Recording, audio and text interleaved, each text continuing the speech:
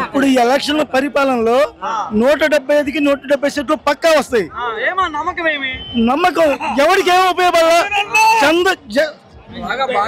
Cycle గుర్తుకి ఎందుకు ఓటేయాలి?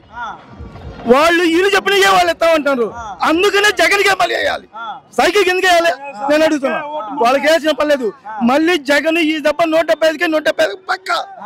నెక్స్ట్ ఎలక్షన్ లో వాళ్ళకి నామినేషన్ ఒక్కటిగా రాదు, ఒక్క డిపార్ట్మెంట్ గారు వాళ్ళకి రాదు. అన్నా కొంతమందికి డజన్ మంది పిల్లగాలు పుట్టారు. ఒక్కడి కాదు చెప్పుకున్నాడు. మొత్తం పొలం నిషేధం చేశాడు. 2 రూపాయలకి బియ్యం ఇచ్చాడు. కానీ ఆ రోజుల్లో మహానుభావుడు ఎన్టీఆర్ డజన్ మంది పిల్లగాలు. మా నాన్న సీఎం కావాలన్నాడు, ఒక్కలేడు. ఈ పులి ఒక్కడే. రాజశేఖర రెడ్డి గారికి ఒక్కడే ఒక్కడు కుమారుడు.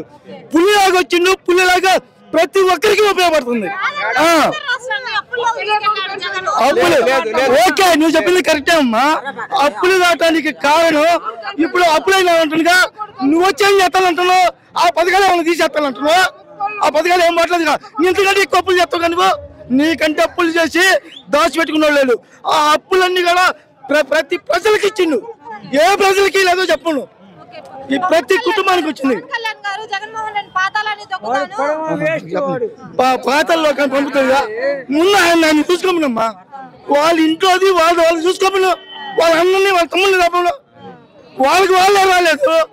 ఇప్పుడు తెలంగాణ ఉంది, కేసీఆర్ వాళ్ళ ఇంట్లో వాళ్ళు అందరు. వీళ్ళు వాళ్ళ అమ్మని చెల్లెల్ని కూడా వదిలేసుకొని వచ్చిండు. ఎందుకు వచ్చిండు? మన ఏపీ ప్రజల కోసం వచ్చిండు.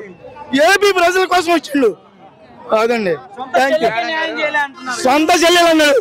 ఆడ సొంత కూతురు, ఏడ చెల్లెలు ఆడ కూతురికి చేస్తే నువ్వు అట్టన్నాడు, చేయపోతే అట్టన్నాడు. ఇదంతా వేరే ఛానల్ అనేది. వచ్చిన వాళ్ళు ఓడాడు.